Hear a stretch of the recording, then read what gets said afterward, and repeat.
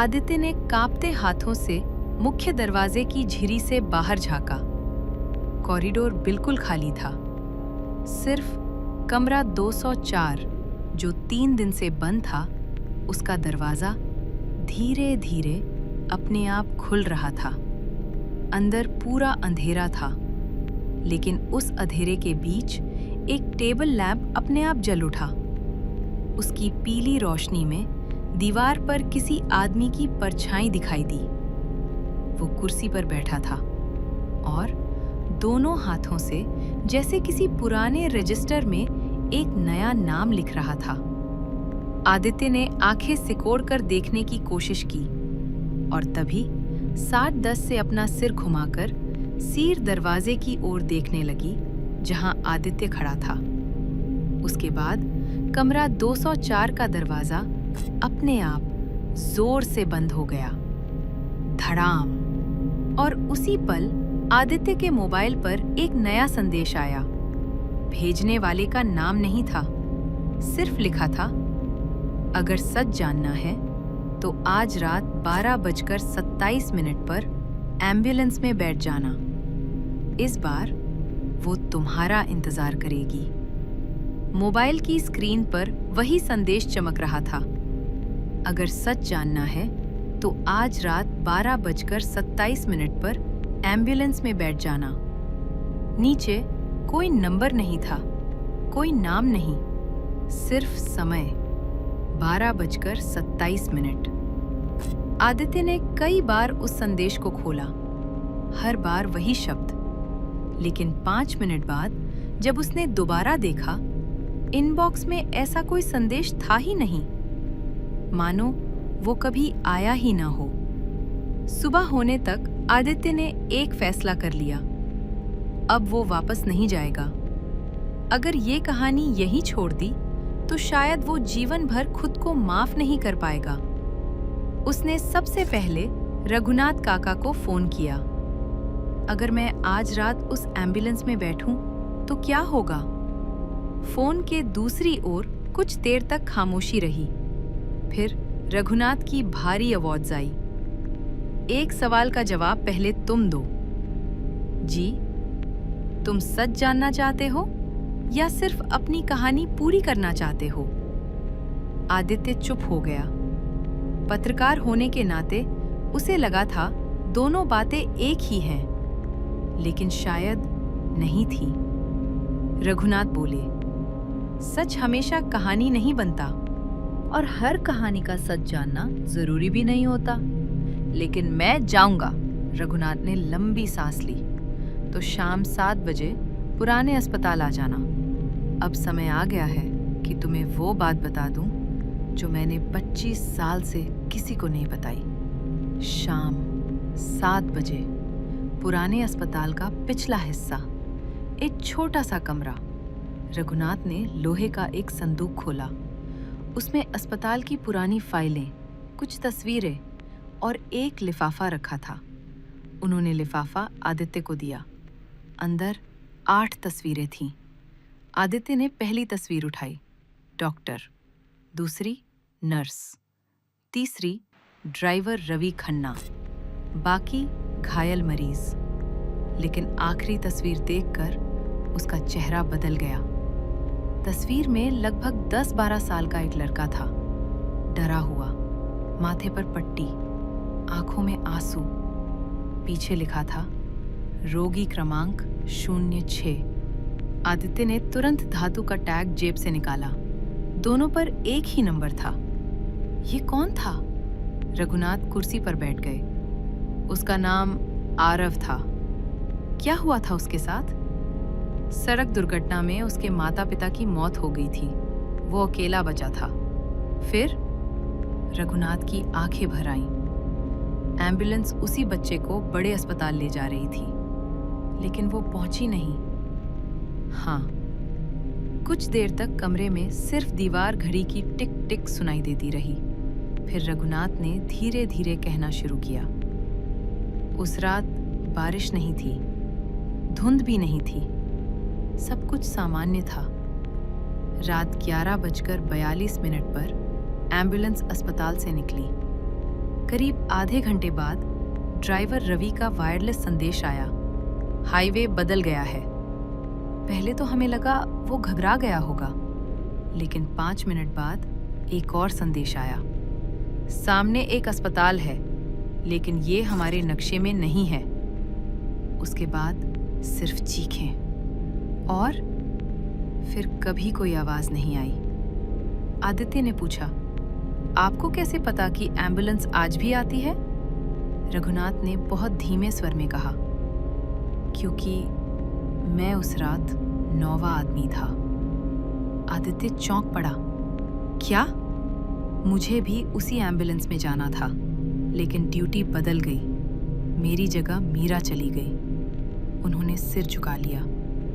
तब से हर साल उसी तारीख के आसपास वो एम्बुलेंस लौटती है, जैसे उसे अभी भी अपना एक मरीज कम लगता हो। रात 12:18। आदित्य फिर उसी हाईवे पर खड़ा था। इस बार वो अकेला नहीं था। दूर रघुनाथ अपनी जीप में बैठे थे। उन्होंने सिर्फ इतना कहा था, अगर वो दरवाजा खोले तो भीतर जाना, लेकिन पीछे मुड़कर मत देखना। 12:26। फिर वही धीमी धड़कन जैसी आवाज, टक टक टक। सड़क का कंपन, हवा का अचानक ठंडा हो जाना, और फिर बिना किसी इंजन की आवाज के सफेद एम्बुलेंस मोड़ से निकलकर सामने आ गई। आज उसकी हेडलाइट पहली बार जल रही थी, पीली, बहुत हल्की, जैसे किसी पुराने ऑपरेशन थिएटर की रोशनी। पीछे का दरवाजा अपने आप खुल गया। आदित्य ने गहरी सांस ली और अंदर बैठ गया। दरवाजा बंद हो गया। इस बार अंदर सब कुछ बदल चुका था। स्ट्रेचर पर अब कोई चादर नहीं थी। वहां 8 सीटें थीं। 7 सीटों पर लोग बैठे थे। कोई बात नहीं कर रहा था। सब खिड़की के बाहर देख रहे थे। उनके कपड़े पुराने थे, चेहरे सामान्य, न कोई डरावना रूप, न कोई विकृत चेहरा, बस एक अजीब सी शांति। आदित्य ने उन्हें पहचान लिया। Doctor, nurse, driver Ravi, 2 ward boy, 2 घायल, और आखिरी सीट पर वही बच्चा, आरव। उसने मुस्कुराकर आदित्य की ओर देखा। आप देर से आए। उसकी आवाज बिल्कुल सामान्य थी। आदित्य के भीतर का डर क्षण भर के लिए कम हो गया। उसने पूछा, तुम लोग जिंदा हो? बच्चा मुस्कुराया।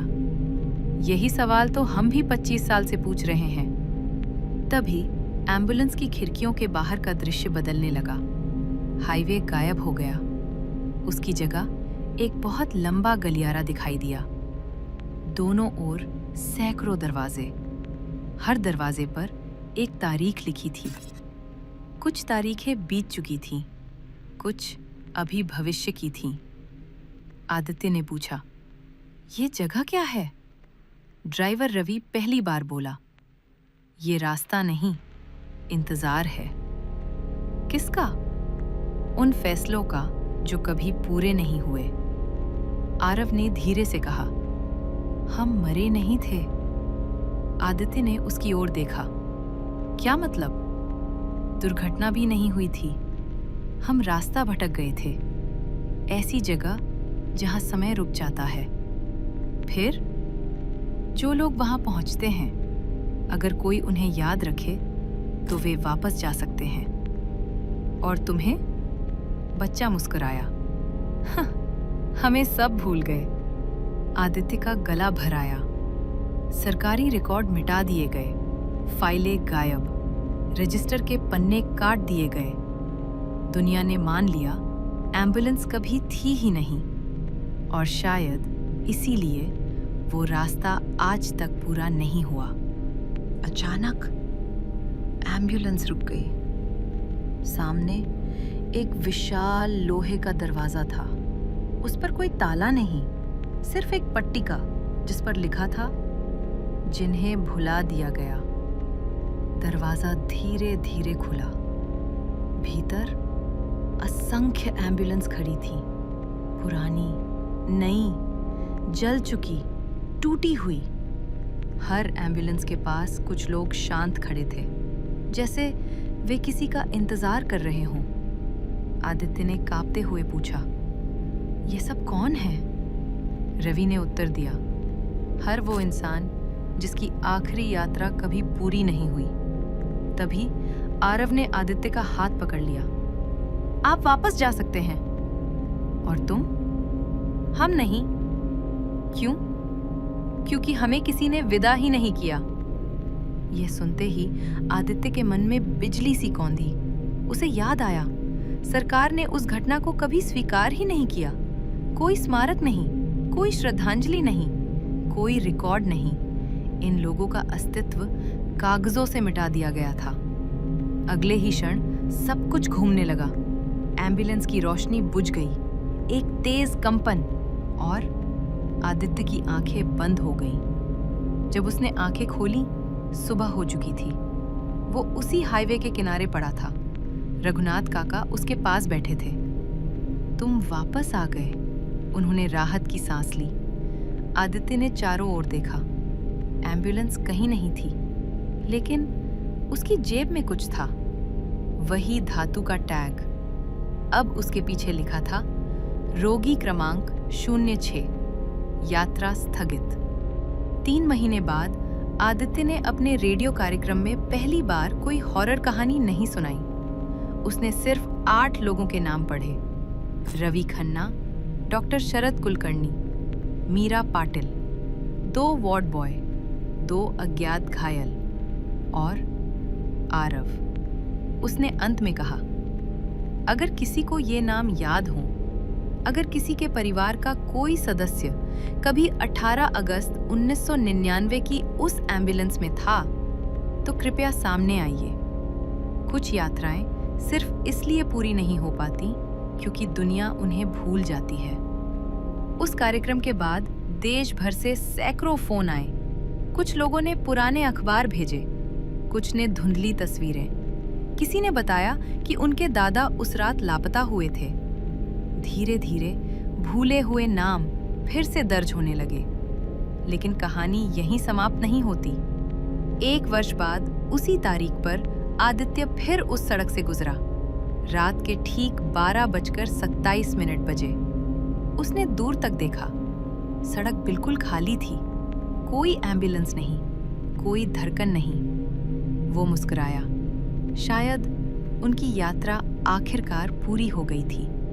तभी उसकी कार के रेडियो में बिना किसी स्टेशन के बहुत हल्की सी आवाज आई, धन्यवाद। और फिर रेडियो अपने आप बंद हो गया।